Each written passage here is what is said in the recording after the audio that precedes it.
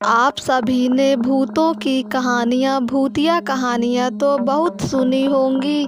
आज की भूतिया कहानी सच्चाई से जुड़ी हुई है। भूतों की कहानी जो नासिक की भूतों वाली हवेली की कहानी है। नासिक की भूतिया हवेली को कई सौ वर्षों पहले राजा महाराजाओं ने बनवाई थी, लेकिन पिछले कई सालों से इनमें कोई नहीं रहता। नासिक की भूतिया हवेली कई वर्षों से वीरान और सुनसान पड़ी हुई है। लोग इसको भूतों की हवेली भी कहते हैं। आत्माओं का अध्ययन करने वाले दिल्ली के वैज्ञानिक वैभव प्रजापति को जब नासिक की भूतिया हवेली के बारे में पता चला, तो उन्होंने इस भूतों की हवेली के बारे में अध्ययन करने का निर्णय लिया, क्योंकि वो पिछले कई समय से तलाश में थे ताकि वो भूतिया आत्माओं पर अध्ययन कर सके। वैभव भूतिया हवेली में रहने की तैयारी करने लगे। वो जानना चाहते थे कि क्या सच में भूत होते हैं, भूतों की कहानी क्या है, हवेली का रहस्य क्या है। इसके बाद वैभव दिल्ली से नासिक पहुंचा और अंत में टैक्सी लेकर नासिक की हवेली पहुंच चुका था, जिसके बारे में कई भूतिया कहानियां कही जाती थी, जिसको लोग भूतों की हवेली कहते हैं। वैभव ने भूतिया हवेली के नज़दीक होटल में रूम ले लिया। शाम होते ही वैभव आवश्यक सामान लेकर हवेली के बाहर जा पहुंचा। वैभव चुपचाप छुपते हुए हवेली का मुख्य दरवाज़ा खोलने लगा तो पता नहीं कहां से एक आदमी आ गया। अनजान आदमी ने पूछा, आप कौन हैं? इस वक्त इस हवेली में कोई नहीं जाता। वैभव उस आदमी को देखा और सामान्य होते हुए उस आदमी से पूछा, हेलो, आप कौन हैं? अनजान आदमी बोला, मैं हरीलाल, यहाँ पास ही में मेरा घर है। मैं यहाँ से जा रहा था, तभी आपको देखा और यहाँ आ गया, क्योंकि बाहरी लोग ही यहाँ आते हैं जिनको इस भूतिया हवेली की कहानी के बारे में पता नहीं होता। जो भी व्यक्ति इस भूतिया हवेली की कहानी के बारे में जानता है, वो शाम और रात के समय इस हवेली के भीतर जाना तो दूर, इसके आसपास भी नहीं आते हैं। वैभव, हाँ, मैंने सुना तो है कि नासिक की ये हवेली भूतिया है। यहाँ कोई नहीं रहता, इसलिए मैं यहाँ आया हूँ ताकि इस हवेली में रुककर इसकी हकीकत लोगों को बता सकूँ। हरीलाल, क्या मतलब है आपका?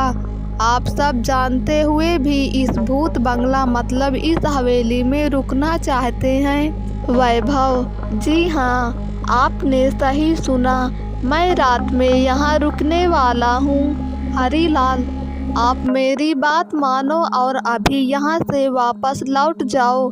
इस भूतिया हवेली में जाने वाला कोई भी वापस लौट कर नहीं आता, और आपको तो इस हवेली की कहानी के बारे में भी पता है।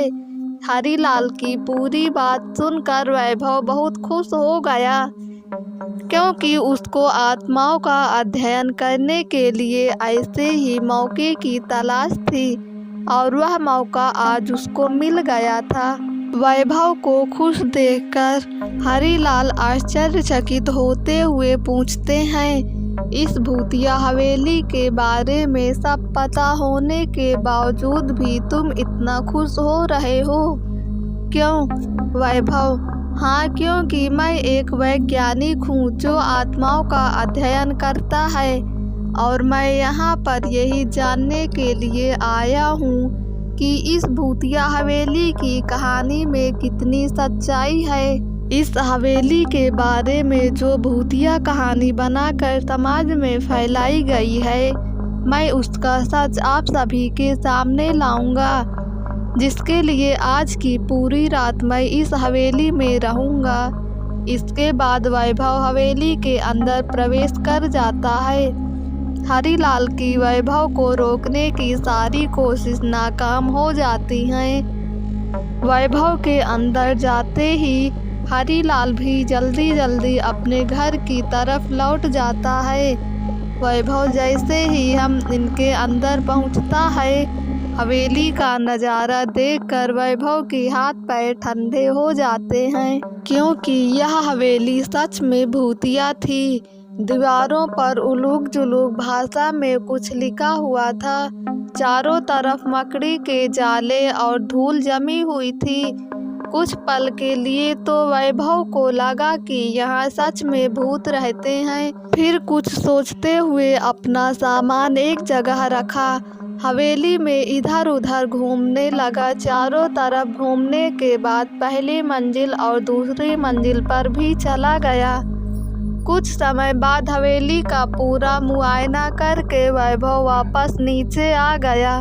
कुछ समय बाद वैभव हवेली की ड्राइंग रूम की तरफ गया, जहां पहले से सामान बिखरा हुआ पड़ा था। वहां पर रखे गए सोफे पर जमी धूल को साफ करके वैभव बैठ गया। तभी उसकी नज़र ड्राइंग रूम में रखी शराब की बोतलों पर गई।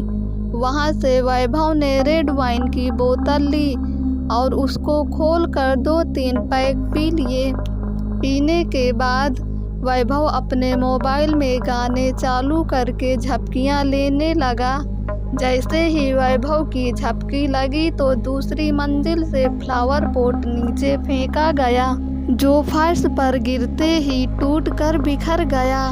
फ्लावर पॉट के गिरने की आवाज़ से वैभव डर गया और झट से खड़ा हुआ।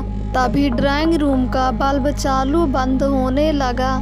इसके साथ पूरी हवेली के बल्ब एक साथ चालू बंद होने लगे, जिनको देखकर वैभव बुरी तरह डर गया और डर के मारे पसीने से पूरा भीग गया। अचानक से सब शांत हो गया, मानो जैसे कुछ हुआ ही ना हो। वैभव खुद को संभालते हुए कांपती आवाज में बोला, कौन है, कौन है, कौन है यहाँ? तभी एक कुर्सी वैभव की तरफ उड़ती हुई आई, जिससे बचने के लिए वैभव साइड हो जाता है और कुर्सी दीवार पर लगकर टूटकर वहीं गिर जाती है। ऐसा लग रहा था जैसे वैभव को किसी ने कुर्सी फेंक कर मारी हो। यह सब देखकर वैभव बुरी तरह डर गया। कुछ सेकंड बाद ही ड्राइंग रूम गोल गोल घूमने लगा। अब वैभव कुछ भी नहीं समझ पा रहा था, बस डर के मारे चिल्लाए जा रहा था। लेकिन वैभव की आवाज़ को हवेली की चारदीवारी बाहर ही नहीं जाने दे रही थी। डर के मारे वैभव बेहोश होकर वहीं गिर पड़ा। अचानक से एक फ्लावर पॉट वैभव के सिर में आकर लगा, जिससे वैभव खून से लथपथ हो गया।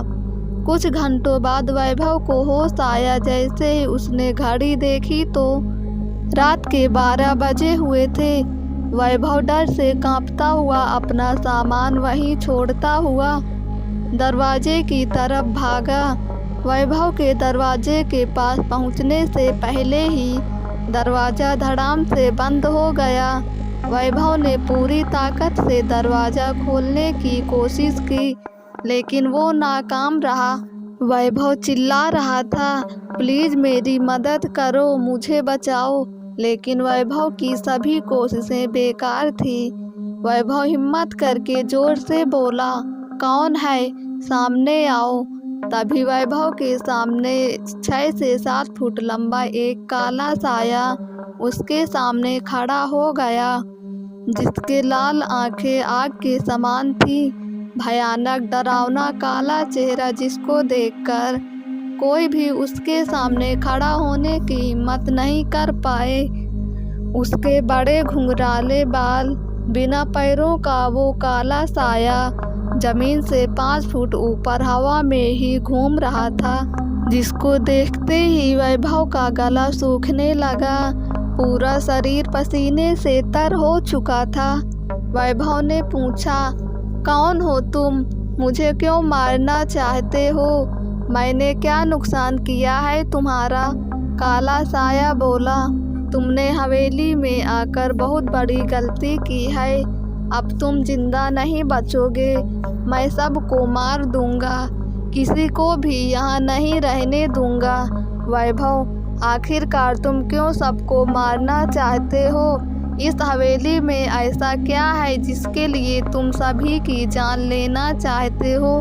काला साया, कई साल पहले इसी हवेली की मालिक ने किसी गलती से मुझे तड़पा कर मार दिया था और इसी हवेली में मुझे दफना दिया था। मेरी आत्मा हवेली में ही कैद हो गई, क्योंकि यहीं पर मेरा खून हुआ और यहीं मुझे दफना दिया गया। अब मैं किसी को भी इस हवेली में नहीं रहने दूंगा। जैसे मुझे तड़पा कर मारा गया था, वैसे ही मैं सभी को तड़पा कर मार दूंगा। अब तुम भी मरने के लिए तैयार हो जाओ। कुछ ही समय में वह भूत और भी भयानक हो गया। हवेली में चारों तरफ घूमने लगा, कभी वैभव के आगे कभी पीछे। वैभव को बुरी तरह डराने लगा। तभी वैभव ने पुजारी जी द्वारा दिए गए अभिमंत्रित राख को जेब से निकाला और भूत के पास आने का इंतजार करने लगा। जैसे ही वह काला साया वैभव के पास आया तो तुरंत ही वैभव ने अभिमंत्रित राख को भूत पर फेंक दी। अभिमंत्रित राख के गिरते ही भूत भयानक आग में जलने लगा और जलकर भस्म हो गया। अब उसकी आत्मा हवेली को छोड़कर अलौकिक दुनिया में जा चुकी थी।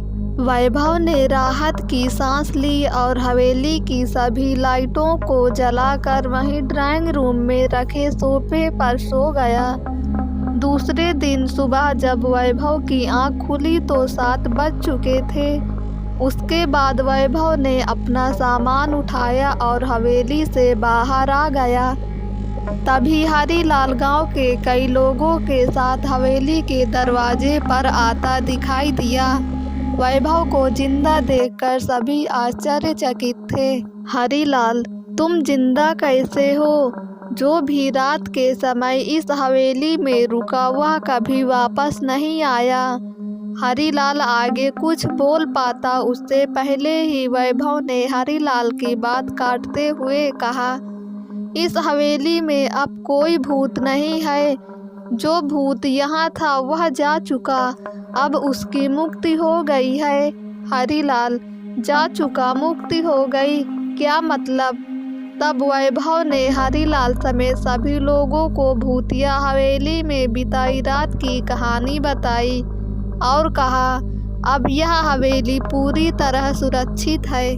दोस्तों, अगर आपको ये कहानी पसंद आई हो तो हमारे YouTube चैनल को सब्सक्राइब करके बेल आइकन को क्लिक कर दें ताकि वीडियो का नोटिफिकेशन सबसे पहले आप तक पहुँचे।